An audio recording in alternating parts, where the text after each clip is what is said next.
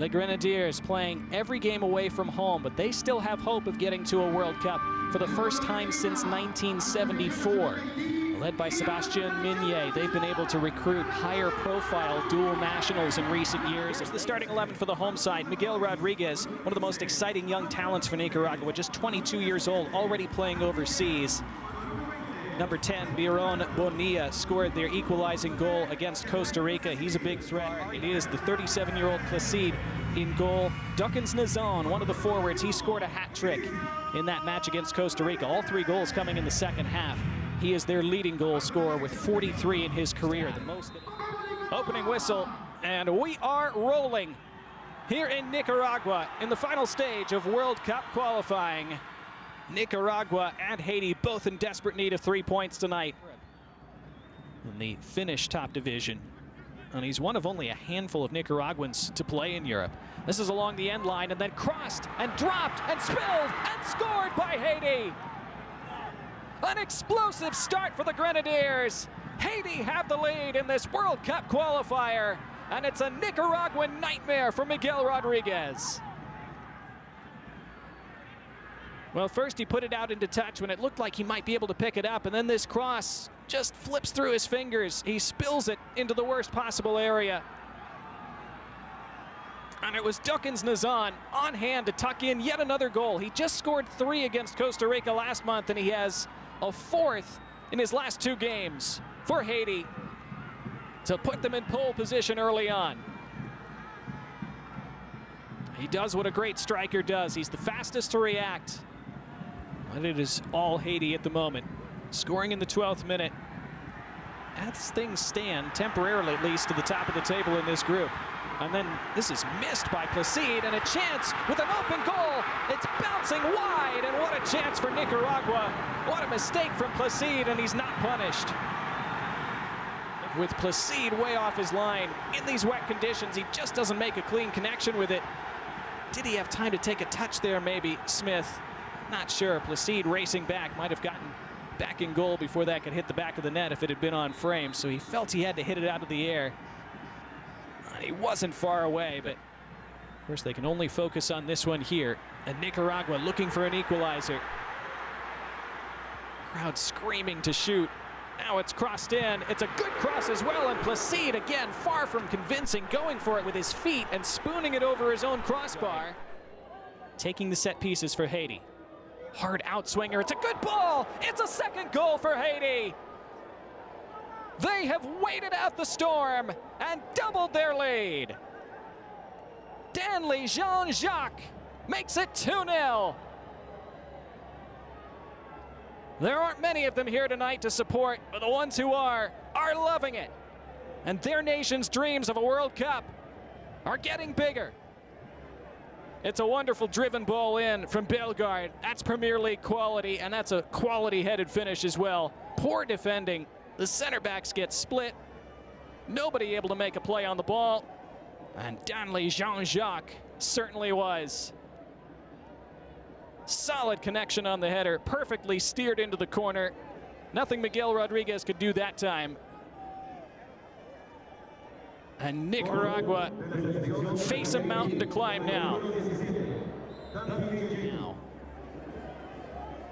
If those two sides draw, then Haiti could be top on tiebreakers at the end of the night. Corner taken low towards the edge of the area. It's off the post. It's still loose in front, and it's scrambled away. They take it short.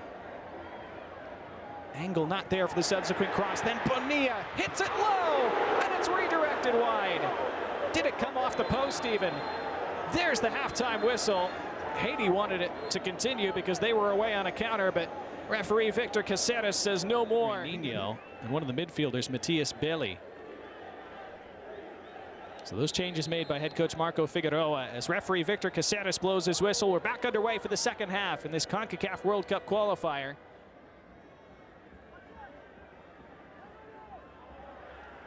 Ponce Hernandez trying to shoot from a tight angle from a long way out as well, and he wasn't that far away from that upper 90. Good effort, and the crowd appreciates that. Didn't look like anything was on here. And so Hernandez thought, why not? It's not a bad hit. Finishing touch needed. No foul in that. And Haiti could be away. Nazon claiming he was dragged back by the last defender. Referee has blown the whistle, and if he has, that's a straight red. Denial of obvious goal scoring opportunity. And Nicaragua are down to 10 men once again. It will be checked, of course, but that's a pretty clear shirt tug. There's not a lot in it, but he is the last defender. Nazon is in behind. There's the pull of the shirt. That was enough in the judgment of referee Victor Caceres. So the check is still in progress, it appears. And now the referee has been summoned over to the monitor by VAR Diana Perez. Now, was there an earlier foul potentially against Haiti prior to that last man incident? That's a potential foul on Danley Jean-Jacques, and then it's Jean-Jacques who releases Nazon on the counter, and then there's the tug back that was judged a red card. Well, after VAR review, it's going to be a free kick, I believe, for Nicaragua, and the red card is expunged. So no red card to Oscar Acevedo. He stays on the pitch.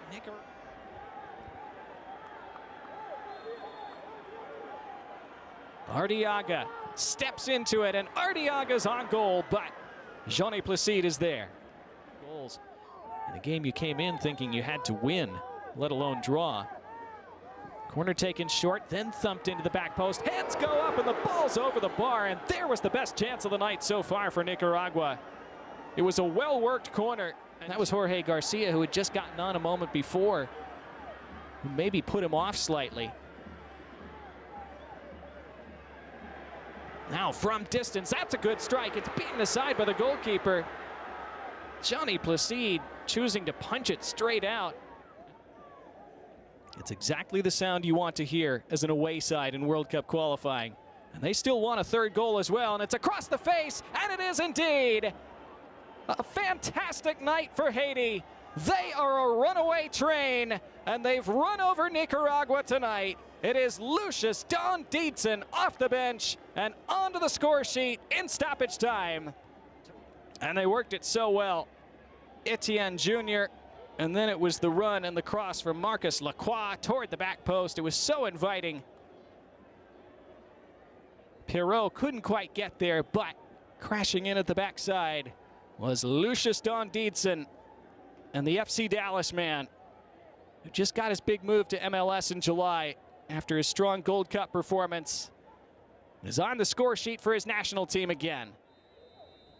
It is over, and Les Grenadiers find their way to 3 massive points on the road with 3 big goals on the road, and their World Cup dreams are fully alive now.